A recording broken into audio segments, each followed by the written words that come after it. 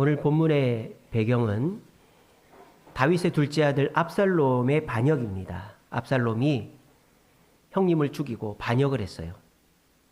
근데 다윗은 아들인데 어떡합니까? 싸울 수 없고 도망을 치고 있습니다. 그런데 도망치는 것도 참 비참하고 억울한데 시므이라는 사람이 나타나서 다윗에게 돌을 던지면서 피를 많이 흘린 자여, 사악한 자여, 가거라 가거라 그랬어요. 여러분 이게 말이 됩니까? 어떻게 왕한테 일반 백성이 피를 많이 흘린 자여, 사악한 자여, 가거라 가거라 하며 돌을 던질 수 있겠습니까? 근데 거기에는 사연이 있어요. 이 시므이라는 사람이 누구냐? 베냐민 지파 사람이다. 그렇게 되어 있습니다. 베냐민 지파하고 다윗하고 무슨 원수가 졌습니까? 베냐민 지파에서 이스라엘의 초대왕 누구죠? 사울 왕이 태어났던 거죠. 근데 이 사울 왕이 다윗이 죽인 건 아니지만 전투에서 죽고 다윗이 그 뒤를 이어 왕이 됐단 말이에요. 그러니까 베냐민 사람들은 다윗이 미운 거죠. 그래서 이 다윗이 도망을 치고 있으니까 이 시므이라는 사람은 바후림이라는 곳에 사는 사람이거든요. 다윗이 바후림이라는 곳을 지날 때 이 시므이가 나와서 돌을 던지면서 왕한테 피를 많이 흘린 자여, 사악한 자여, 가거라 가거라 저주를 퍼부었단 말이에요. 그 부하들이 참지 못하고 칼을 빼들어서 죽이려고 그랬어요. 뭐라고 그럽니까? 이 죽은 개가 어찌 주의 왕을 저주합니까? 그랬단 말이에요. 자, 그러면 어떻게 됩니까? 다윗이 말도 안 하고 이렇게 해야 될 거 아니에요, 그죠? 눈만 끔쩍 이렇게 해야 될 거 아니에요. 다윗이 뭐랍니까? 오히려 그 다윗을 저주하는 사람을 죽이려고 하는 부하를 나무랍니다. 그러면서 뭐라고 합니까? 놔둬라. 그냥 피곤하다 가자. 이렇게 하는 것도 아니에요. 뭐라고 얘기합니까? 10절에 보세요.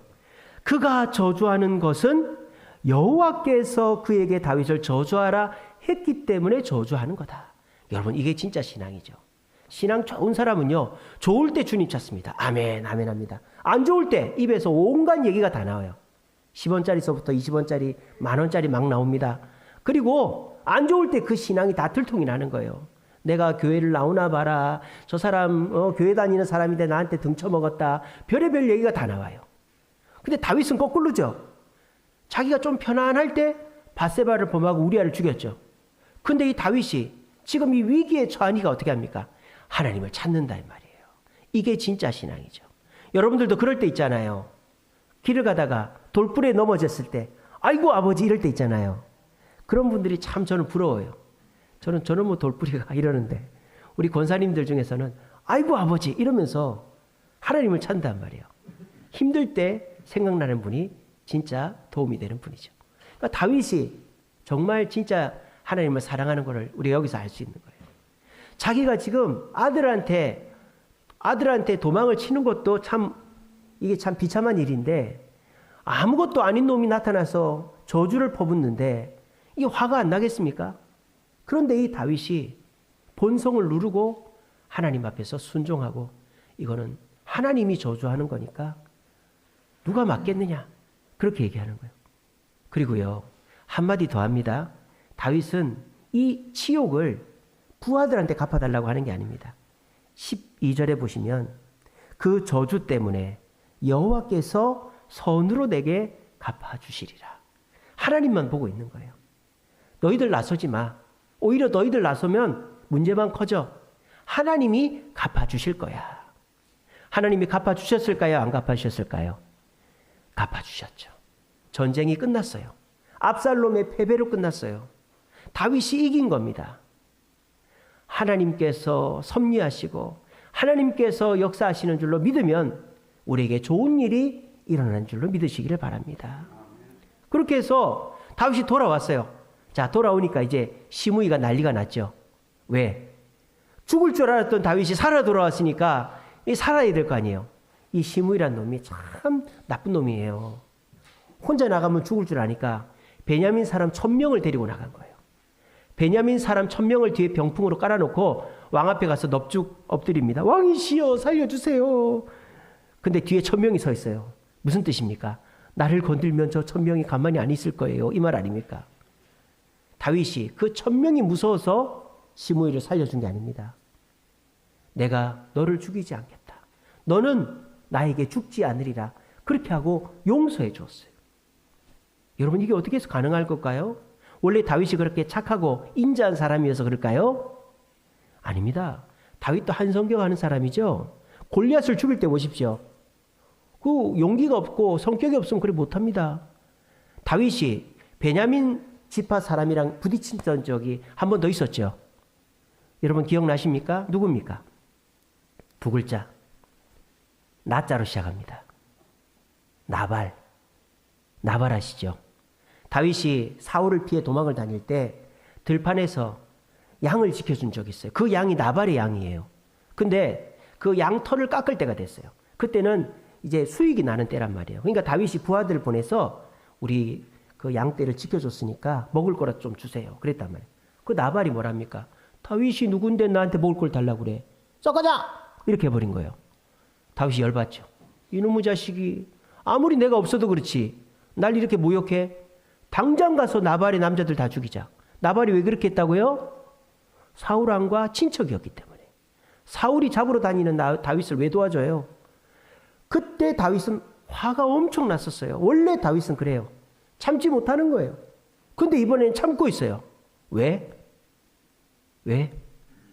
하나님이 섭리하셨기 때문입니다. 하나님이 다윗의 마음을 붙잡으셨기 때문입니다. 하나님이 저 돌 던지면서 피를 많이 흘린 자여, 사악한 자여, 가거라 가거라 저주하는 그 시므이를 용서하라 했기 때문입니다. 그래서 다윗이 하나님이 저주하라고 한 자를 우리가 어떻게 하겠냐? 하나님이 갚아주실 거다. 이렇게 얘기한 것입니다. 여러분, 우리 주변에 좋은 일이 일어나면 하나님의 역사라고 생각합니다. 그렇죠? 하나님이 도와주셔서 좋은 일이 일어난 거죠. 근데 나쁜 일은 어때요? 몸이 아프고 사업이 잘 안 되고 직장이 어렵고 자녀들이 속을 썩이면 하나님 어디 갔냐? 하나님 있냐 없냐? 내가 교회 나가나 마라? 나가나 봐라? 이러고 계시지 않습니까? 그때에 하나님의 섭리를 믿고 기다리는 자가 인류인 줄로 믿으시기를 바랍니다. 하나님은 어젯밤에도 섭리하셨습니다. 뭐로? 봄비로. 이제 날짜가 2월 이제 중순이 넘어섰습니다. 이제 봄이 다가오고 있어요. 이제 영하로 떨어질 날이 별로 없다라는 거죠. 하나님은 이 대자연 속에서도 섭리하고 계십니다. 제가 전에 말씀드린 적이 있지만 산소는 어디서 제일 많이 만들어질까요? 아마존에서 제일 많이 만들어지는 게 아니에요. 산소는 나무가 제일 많이 만드는 게 아니에요. 나무는 이산화탄소를 많이 없애죠. 산소는 바다가 제일 많이 만드는 거예요. 바다가. 전에 말씀드렸죠? 바다는 H2O 아닙니까? 이 H2O가 서로 찰랑찰랑 부딪히면서 O2가 분해가 되는 거예요. 산소가 분해가 되는 거예요. 그래서 우리가 호숫가에나 바닷가에 가면 마음이 편안한 게 왜예요? 산소가 많기 때문이에요. 여러분, 우리가 농사가 잘 되는 이유가 질소 때문이죠. 질소. 액화질소. 비료가 액화질소입니다. 북한이 왜 농사가 안 됩니까? 그 액화질소를 만들 기술이 없어요. 북한은.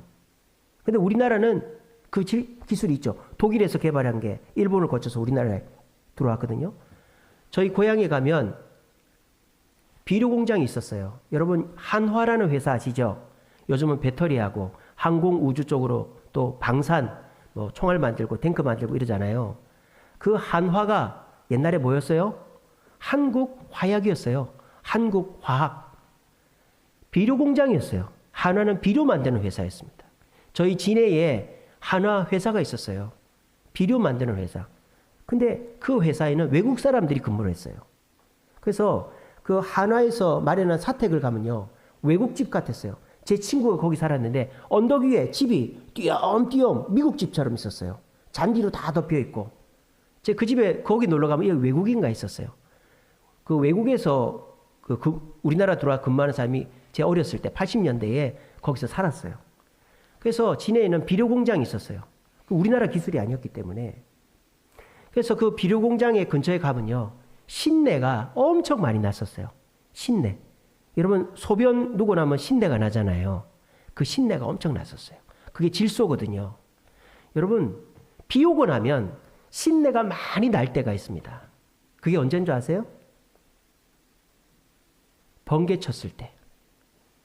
천둥 번개 치면 신내가 납니다. 천둥 번개 칠 때 나가지 마시고, 죄 많은 분은 잘못될 수도 있으니까, 예, 뭐 자신 있는 분 나가셔도 되고, 예, 천둥 번개 칠 때 나가지 마시고 치고 난 다음에 나가보세요. 신내가 진동을 합니다. 그게 뭔지 아세요? 비가 내리면서 공기 속에 있는 질소가 번개에 의해서 분해가 되는 거예요. 그래서 그 질소가 빗물 속에 녹아 들어가서 땅에 퍼지는 거예요.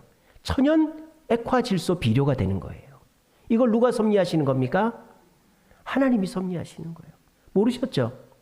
우리는 모르는 일들을 하나님은 많이 하고 계십니다. 맹장 떼는 분 계시죠? 맹장. 맹장 쓸모 있어요, 없어요?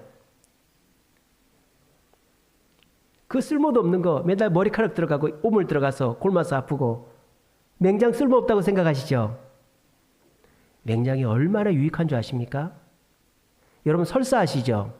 설사하면요, 대변만 나가는 게 아니고 우리 대장에 있는 좋은 균들도 다 빠져나가요.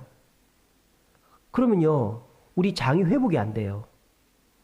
그런데 우리 장이 회복이 됩니다. 어떻게 되는 줄 아세요? 좋은 균들은요, 맹장에 보관이 되어 있거든요. 맹장은 우리 장 속에, 위 속에 있는 좋은 균을 보관하는 곳입니다. 모르셨죠? 우리가 모르는 게 많아요.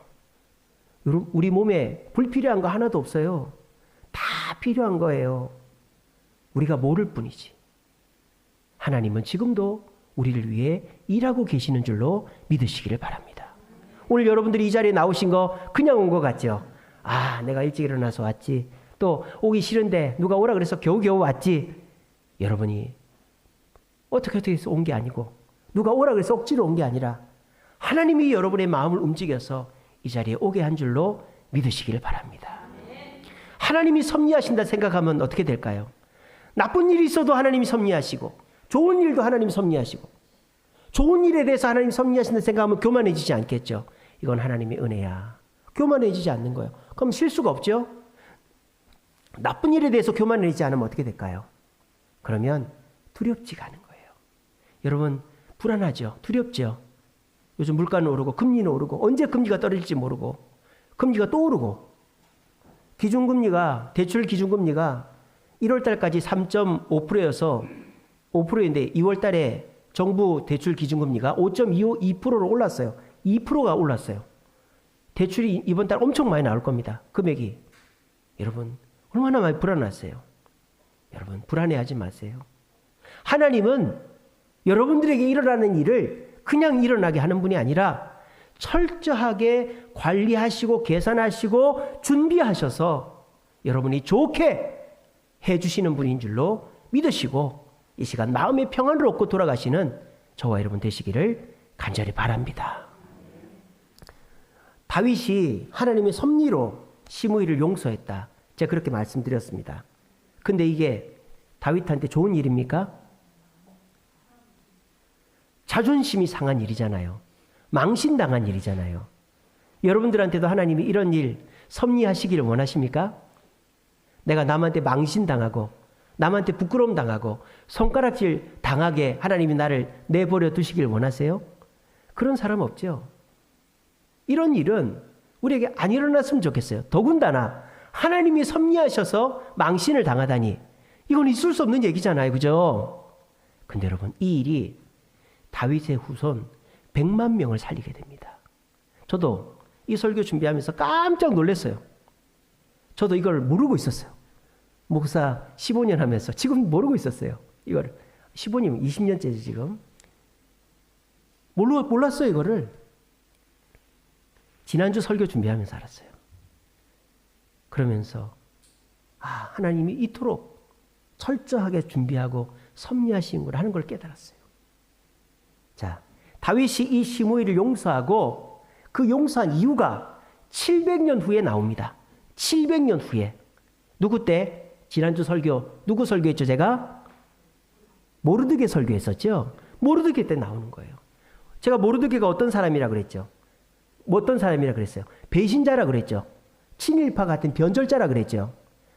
하나님을 신실하게 믿는 이스라엘 백성들은 포로 귀환 때 10만 명이 다 돌아갔어요. 스룹바벨, 에스라, 느헤미야와 함께 다 돌아갔단 말이에요. 그런데 돌아가지 않은 100만 명이 페르시아 땅에 남아서 사는 거예요. 왜?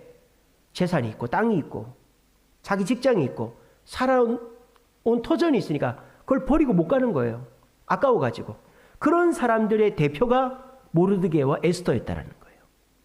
그런데 이 모르드게 이름도 바꿨다 그랬죠. 이스라엘 이름이 없어요. 모르드게 이름이 뜻이 뭐라고요? 마르둑 신을 찬양하라. 페르시아의 신 마르둑 신을 찬양하라.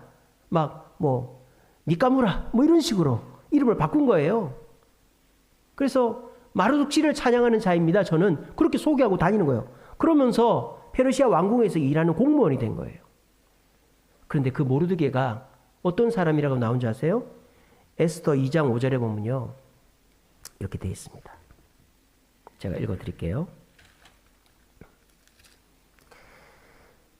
모르드게라 그는 베냐민 자손이다. 이렇게 되어 있습니다. 그리고 기스의 증손이다. 기스 들어보신 적 없어요? 사울왕의 아버지가 기스입니다. 근데 이 기스가 사울왕의 아버지인지 아닌지는 확실치는 않아요. 어쨌든 기스가 나오고 그 뒤에 확실한 이름이 나옵니다. 누가 나오느냐? 시므이의 손자다. 이 모르드게의 할아버지가 다윗한테 돌을 던졌던 시므이라는 거예요. 만약에 다윗이 자기한테 돌 던졌다고 시므이를 그때 죽였으면 어떻게 돼요? 모르드게 태어났어요? 안 태어났어요? 안 태어났을 확률이 높습니다. 근데 다윗은 몰랐죠. 그냥 하나님이 마음속에서 용서해 주라고 하니까 용서해 준 거예요. 시므이를 2번이나. 다윗은 몰랐어요. 그리고 700년이 지난 다음에 그 시므이의 후손 중에 하나가 페르시아 땅에 믿음 좋은 상태가 아니라 하나님 제대로 안 믿고 세상 낙이 좋아가지고 페르시아 땅에 남아있었던 그 다윗의 후손들을 구원하는 구원의 방주의 역할을 했다라는 것입니다. 이런 일을 누가 상상이나 할 수 있었겠어요? 저도 몰랐어요. 저도 지난주 설교 준비하면서 알았어요. 깜짝 놀랐습니다. 반전도 이런 반전이 없죠. 영화나 드라마 반전 저리 가라 아닙니까? 여러분, 하나님은 이런 분이십니다. 여러분 삶 속에 일어나는 어려움들, 가정의 어려움, 직장의 어려움, 사업의 어려움, 또 자녀들이 속을 썩이고 몸이 아프고 될 듯 하면서 안 되는 그 어려움들 속에서도 하나님은 섭리하고 계시는 거예요. 그래서 하나님의 때에 그것이 합력하여 선이 되게끔 하시는 분이 하나님이신 줄로 믿으시고, 하나님, 주님을 믿고 기다리겠습니다. 주님, 나에게 섭리하고 계신 줄로 믿습니다. 그 믿음 가지시고 불안해하지 마시고 오늘 이 시간 나를 사랑하시는 그 하나님이 나를 위해 섭리하고 계신 줄로 믿으시고 마음의 평화를 얻고 돌아가시는 저와 여러분 되시기를 간절히 바랍니다. 우리나라 한국 전쟁 때 칼 파워스라는 상사가 있었어요. 칼 파워스. 22살 된 미군인데요. 이 칼 파워스라는 사람이 우리나라에 한국 전쟁 참전해가지고 막 싸우고 있었어요. 근데 옛날에 하우스보이라고 있었잖아요. 우리나라 꼬마들, 젊은이들이 미군들 구두 닦아주고 뭐 담배 심부름하고 뭐 심부름해서 초콜릿이나 뭐 이런 거 주면은 그 엄마 갖다 주면 엄마가 시장 가서 팔고 뭐 그런 하우스보이들이 있었어요. 근데 그 칼 파우스에게 16살짜리 한 꼬마가 그 젊은 애가 학생이 하우스보이 일을 하고 있었는데 딱 눈에 띈 거예요. 애가 너무 똑똑하고 영어도 잘 배우고 잘하는 거예요. 그래서 걔를 사랑했는데 우리나라가 전쟁이 끝날 줄 알았어요. 이미 저 압록강까지 가서 물도 떠먹고 했거든요. 전쟁이 끝날 줄 알았는데 중공군이 참전하는 바람에 일사후퇴가 일어났잖아요. 그 1월 4일 그 추운 날 미군들이 후퇴를 하는데 수원에 있던 그 칼 파우스 상사도 후퇴를 해야 되는 거예요. 근데 누가 눈에 밟히느냐? 자기 밑에서 자기 도와주던 그 하우스보이 16살짜리 학생이 밟히는 거예요. 그래서 그 칼 파우스 상사가 그 학생 불러다 놓고 얘기합니다. 얘야, 나를 따라서 미국으로 갈래? 이렇게 한 거예요. 제가 영어는 못하니까, 잘 못하니까 그렇게 했겠죠. 나를 따라서 미국으로 갈래? 이렇게 한 거예요. 그랬더니 걔가 좋아요. 그렇게 한 거예요.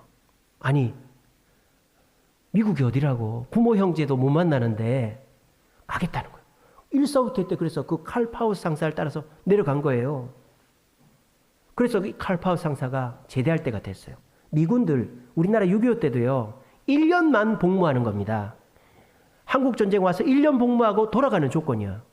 군인들은 다 그랬어요. 근데 돌아갈 때 얘를 데려가려고 비자 신청을 하니까 안 되는 거예요. 알고 보니까 이 칼 파우스 상사 집안이 샌프란시스코 탄광 집안인 거예요. 탄광촌 집안. 그러니까 광부였어요. 그 아버지가. 그러니까 아무 집안의 배경이 없는 거예요. 그리고 칼 파우스는 일반 병사예요. 뭐 소령이나 대령이나 대위나 장군도 아니고, 그러니까 얘를 데리고 갈 수 있는 방법이 없는 거예요. 그러니까 어떻게 해야 됩니까? 얘야 미안하다. 내가 미국 가서 데리러 올게. 이렇게 해야 될 거 아니에요. 원래대로 하면. 근데 이 칼 파우스 상사가 자기가 미국 돌아갈 거를 6번을 연기를 한 거예요. 6번을. 얘를 데려가려고. 그러니까 하다 안 돼가지고 미군에서 비자를 내준 거예요. 안 가니까 얘가 안 가면 나도 안 가겠다 그러니까. 그래가지고 이 칼 파우스 상사가 그 16살짜리 학생을 데리고 미국 샌프란시스코로 갑니다. 가보니까 얘를 데리고 살 집이 아닌 거예요. 칼 파우스 상사는 미혼입니다. 결혼도 안 했어요. 집안도 못 살아요. 그러니까 얘를 뭐 어떻게 해줄 수 없는 거예요. 그리고 칼 파우스 상사가 이제 전역하고는 선생님을 했어요. 요즘이야 선생님이 국가에서 잘해주지만 미국은 지금도 선생님은 최저임금 받는다 생각하시면 돼요. 방학 때는 월급이 안 나와요. 미국은 선생님들이. 그러니까 그때도 그렇죠. 우리나라도 60, 70년대 선생님들은 그냥 글자만 깨치면 선생님 하잖아요. 그죠? 그때 당시는 이렇게 고등학교만 나와도 선생님 했거든요. 그러니까 제대하고 선생님 하는 거예요. 그래서 얘를 학교를 보냅니다. 형편이 어려워도. 결혼도 안 했습니다. 이 칼 파우스는. 근데 애가 학교 가서 공부를 잘했을까요? 못했을까요? 잘해야 되잖아요. 그렇게 공을 들였는데 공부를 못하는 거예요. 별명이 뭐였는지 아세요? 얘가 미국 이름이 빌리였대요. 빌리. 근데 별명이 멍청이 벙어리 빌리였답니다. 벙어리 빌리. 왜? 영어를 못하니까. 뭐 한두 마디 Give me a gum, give me a gum, 쪼꼬리 요거는 해도 미국 가서 영어가 안 되는 거예요. 그러니까 학교에서 벙어리 취급을 당하는 거예요. 그런데 이 칼 파우스가 괜찮아, 할 수 있어, 열심히 해, 막 도와주는 거예요. 그래가지고 이 16살짜리 꼬마가 어떻게 된 줄 아세요? 미국 전체 웅변대회 1등을 했습니다. 그렇게 해서 그때 당시 대통령이었던 아이젠하워 대통령 표창을 받았어요. 아무도 안 놀라시네. 집에 미국 대통령 표창 좀 하나씩 다 있으시죠, 그죠? 그거 아무나 못하는 거잖아요. 너무 집중해서 듣고 계셔서 그런 거라고 믿겠습니다. 그런 놀라운 일이 일어났어요. 얼마나 기쁘겠어요. 어렵게 데리고 왔는데 벙어리 소리 듣다가 얘가 말문이 트이자마자 영어를 깨치니까 막 공부를 기똥차게 해가지고 웅변대에서 1등을 한 거예요. 그 사람이 누굴까요? 수원중앙침례교회 세우신 김장한 목사님입니다. 그 김장한 목사님 제가 지금 아는 거예요. 그분이 미국 분이랑 결혼해서 한국에 지금 사시잖아요. 그죠? 그분이요. 그렇게 해서 유학 가서 공부해서 우리나라 와서 목사가 된 거예요. 자, 그 칼 파우스가요. 이 16살짜리 김장한을 데리고 갈 때 본 마음이었겠어요? 본 마음이었겠어요? 하나님이 섭리하신 거죠. 그리고 자기도 살기가 힘든데 어떻게 걔를 챙기겠어요? 공부도 못하는데 돌려보내야지. 근데 끝까지 책임진 게 본 마음이겠어요? 하나님 마음이었다라는 거예요. 그랬더니 지금 칼 파우스 살아있겠어요? 안 살아있겠어요? 이미 죽었죠. 근데 자기 죽고 난 다음에 자기가 데리고 왔던 하우스보이 16살짜리 애가 한국을 이끌어가는 한국의 지도자, 목사님이 됐다. 극동방송이라는 라디오 방송 만들어서 북한과 중국과 러시아에 많은 사람들을 복음으로 인도하는 일을 하고 있다는 것을 얼마나 자랑스러워하겠어요. 하나님의 섭리는 이런 놀라운 반전이 있는 것입니다. 여러분, 어렵고 힘드시죠? 두려워하지 마세요. 걱정하지 마세요. 오늘 이 자리에 오신 분들은 이 자리에 오신 분들에 한해서 저는 약속드릴 수 있습니다. 여러분, 저한테 물어보시겠죠? 목사님, 제 몸이 언제 나을까요? 목사님, 제 사업이 언제쯤 잘 될까요? 목사님, 저희 가정이 언제쯤 복이 올까요? 저한테 물어보시면 제가 기도할 겁니다. 그리고 제가 뭐라고 얘기할까요? 저도 모르겠는데요. 저는 그렇게밖에 답을 못합니다. 저도 잘 모르겠습니다. 물론 하나님이 어떤 음성을 주시면 뭐 이렇게 될 것 같습니다. 할 수도 있겠지만 전 몰라요. 여러분들이 어떻게 잘 될지 몰라요. 근데 제가 한 가지 확실하게 말씀드릴 수 있는 것은 주님이 지금 저와 여러분들을 위해 일하고 계시다는 것을 말씀드릴 수는 있습니다. 여러분, 이 사실을 굳게 믿으시고 마음속에 위로 얻으시고 두려움은 다 내려놓고 가시고 천국에 주님 주실 그 소망 품으면서 섭리하실 주님 기대하면서 평안하게 돌아가시고 평안 가운데서 내일부터 살아가실 수 있는 저와 여러분 되시기를 간절히 바랍니다. 말씀을 맺겠습니다. 로마서 8장 28절 말씀에 모든 것이 합력하여 선을 이룬다, 이런 말씀 있죠. 어려움도 슬픔도 분노도 기쁨도 환희도 하나님은 다 합해서 좋게 해주신다 그랬어요. 자, 그런데 그 일은 모든 사람에게 이루어지는 것은 아니에요. 여러분, 우리가 모든 것이 합력하여 선을 이룬다는 말만 참 좋아하는데 그 앞에 뭐라고 되어 있는지 아세요? 두 마디 말이 더 있죠? 두 마디 말이 더 있어요.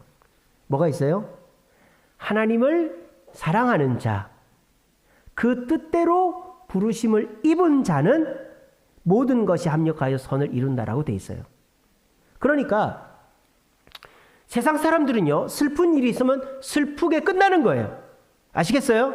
근데 그의 뜻대로 부르심을 입은 저와 여러분들은 슬픈 일도 화나는 일도 무서운 일도 두려운 일도 기쁘게 합력하여 선이 될 줄로 믿으시기를 바랍니다. 그런데 그렇지 못한 분들도 계시잖아요. 여기 내가 매주 교회 나오는데 기도하는데 여기 나오는 분들 중에 아직 믿음이 없으신 분들은 빨리 예수를 믿으시기 바랍니다. 그래야 슬픈 일이 슬픔으로 끝나지 않고 망신당한 일이 망신당한 일로 끝나지 않고 화난 일이 화난 일로 끝나지 않고 내가 빨리 주님의 백성이 돼야만 그것이 합력하여 선이 될 것입니다.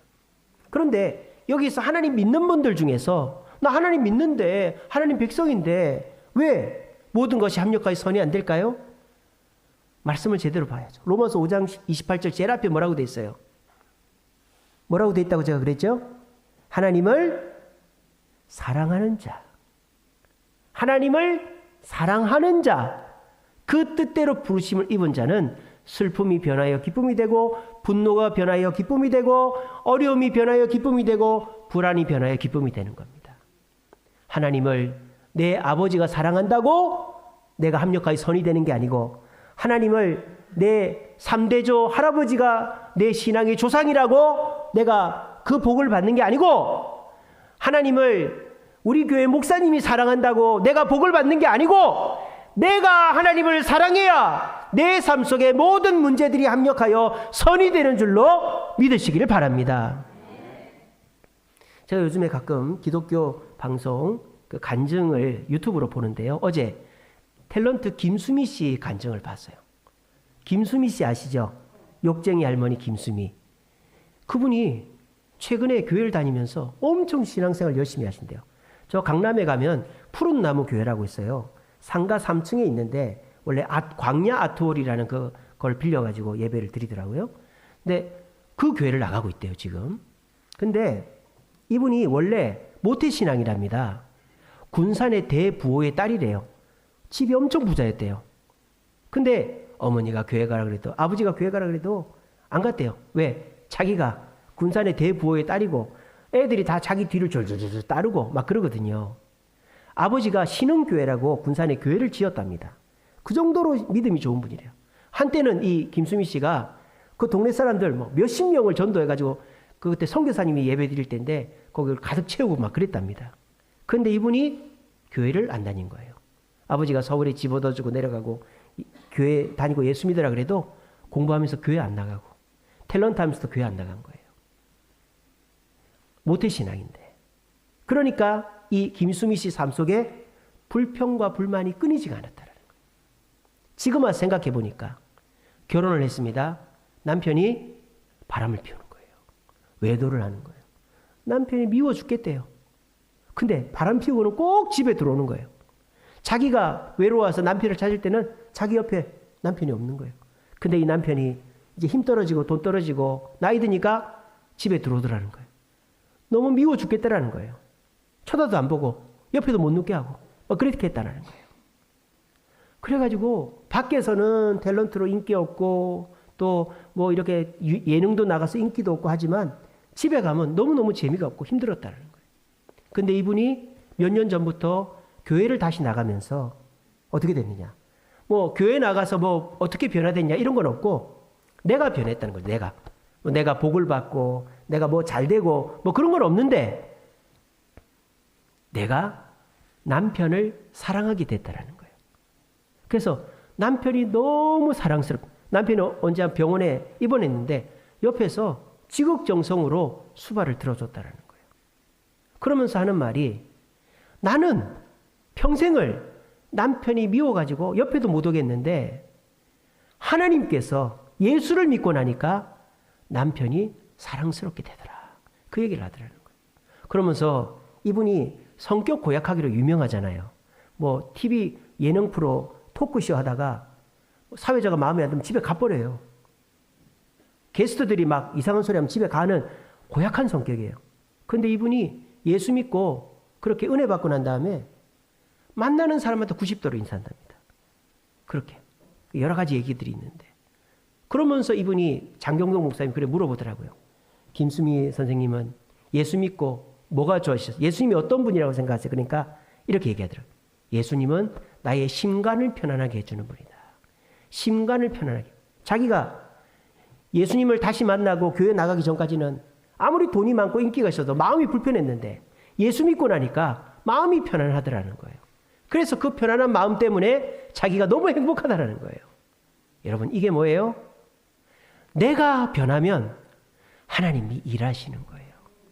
하나님이 일을 하시려면 다윗이 시므이를 용서했으니까 하나님이 일하신 거예요. 하나님이 여러분을 통해 일하시려면 여러분이 하나님 말씀에 순종하고 예배 드리고 말씀 읽고 기도하고 주님 뜻대로 행동을 해야 하나님의 일하심이 나를 통해 역사하는 줄로 믿으시기를 바랍니다. 제가 얼마 전에 다짐한 게 하나가 있습니다. 제가 요즘에 우리 중등부 아이들 모아놓고 공부방을 하고 있어요. 월수금 11시부터 2시까지. 국어 영어는 제가 가르치고 수학은 저희 집 사람이 가르치는데 그러면서 제가 너무 재미가 있더라고요. 뭐가 재미가 있느냐. 애들이 공부를 잘해서가 재미가 있는 게 아니고 애들은 공부 안 한다 그랬죠. 싫어요. 집에 가고 싶어요. 이런다니까요. 지금도 그래요. 필기하라면 안 하니까 제가 여기다 좀 써. 스펠링도 불러줘요.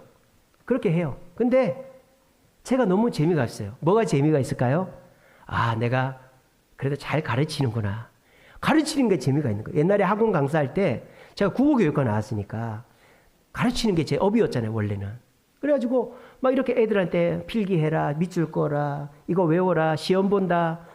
막 이렇게 가르치는 게 너무 재미가 있는 거예요. 그러면서 제가 문득 떠오른 생각이 내가 남은 이렇게 가르치면서 내 자식 가르칠 생각은 왜 안 했지? 그 생각이 딱 드는 거예요. 그러면서 지금 지지리도 말 안 듣는 제 큰아들이 생각이 나는 거예요. 맨날 새벽 4시까지 게임하고 스마트폰하고 교회도 어쩔 때는 목사들이 말입니다. 늦잠 자서 교회도 안 나오고 공부도 안 하고 그래서 제가 가는 데마다 아이고 저놈은 대학도 못 갈 것 같아요. 저놈은 그냥 알바하다가 죽을 것 같아요. 제가 맨날 그러고 솔직하게 여러분 들으셨잖아요. 그죠? 제가 맨날 그러고 다녔죠. 제가 너무 반성이 되는 거예요. 내 아들을 변화시키는 건 난데 내가 저놈을 병신 만들고 있었구나. 그래서 제가 지난 금요일 날 애를 불렀습니다. 제가 그렇게 했습니다. 야, 그 애 바짝 얼어가지고 또 뭔 야단을 맞을까 얼어갖고 제 사무실에 딱 왔는데 야, 아빠가 너 대학 보내줄게. 깜짝 놀라는 거예요. 아빠가 너 건대 보내줄게. 아니면 저 세종대 아니면 한양대 보내줄게. 뭔 소리예요 그러더라고. 아빠 공부하자. 올해 내년 2년만 죽으라 하고 공부하자. 하루에 2시간만 하자. 아빠가 국어하고 영어는 책임져 줄게. 너 국어는 100점 맞게 해줄게. 뻥입니다. 100점 맞게 해줄게. 예, 그 뻥을 쳐놔야 돼. 저 실제로 제가 수능 1세대인데 국어 2개 틀렸습니다. 저 국어 2개 틀렸. 실제로. 그래서 국어 100점 맞게 해줄게. 영어는 한 7, 80점 맞게 해줄 테니까 아빠랑 공부하자. 제가 그렇게 얘기했어요. 그러면서 제가 어떤 생각을 했느냐. 내가 변해야 하나님이 내 자식을 바꿔주시겠구나. 내가 내 자식을 저 빌어먹을 놈, 편의점 알바나 할 놈, 20살 되면 당장 집에서 내쫓아야지. 그 생각만 하고 있는데 어떻게 자식이 변하겠어요? 여러분들도 마찬가지입니다. 다윗이 시므이를 용서했으니까 시므이가 모르드게를 낳고 모르드게가 100만 명을 구한 것처럼 칼 파워스가 이 김정한을 데리고 갔으니까 그 역사가 일어난 것처럼 김수미 씨가 예수님을 만나서 남편을 용서하니까 자기도 편해진 것처럼 저도 하나님이 일하시려면 내가 변해야 되겠다 생각을 했기 때문에 그렇게 된 거예요. 하나님의 섭리는 하나님을 사랑하는 자에게 임하십니다. 근데 여러분들 하나님을 사랑하시면 남편을 사랑하십시오. 하나님을 사랑하시면 자식을 사랑하시고 하나님을 사랑하시면 직장 동료들과 상사들, 직원들을 사랑하십시오. 그러면 하나님이 섭리하여 여러분들에게 놀라운 역사, 합력하여 선이 되는 역사가 일어날 줄로 믿으시기를 바랍니다. 이것이 오늘 이 자리에 오신 여러분들에게 제가 드릴 수 있는 선물입니다. 이 선물은 믿는 자는 받아갈 것이고 믿지 않는 자는 그냥 여기 짊어지고 왔던 짐 다시 짊어지고 가실 거예요. 우리 모두 믿읍시다. 저도 이 얘기, 그래서 내년에 우리 애가 대학 못 가면 어떡해요, 그죠? 그럼 제가 완전히 나쁜 거짓말쟁이 목사. 그러니까 제가 이 얘기를 여기서 하는 이유가 뭐겠어요? 제가 죽으라고 하겠다 이 말입니다. 병원 소문을 내라 그러잖아요. 제가 죽으라고 애 가르칠 테니까 한번 지켜보십시오. 우리 애가 여기 걸어서 옆에 있는 건대 가는지 안 가는지. 제가 가게 만들 테니까 안 가면 여러분들한테 밥을 사드리겠습니다. 네, 가도 사드리겠습니다. 어쨌든 여러분 기도합시다. 우리의 삶 속에 하나님은 섭리하고 계십니다. 근데 그걸 믿으시고 하나님을 좀 더 사랑해 봅시다. 그러면 하나님은 나쁜 것도 다 합력하여 선을 이루는 줄 믿으시고 주님 안에서 그 섭리를 믿고 우리 모두 불안해하지 마시고 염려하지 마시고 평안 안고 돌아가시는 저와 여러분 되시기를 간절히 바랍니다.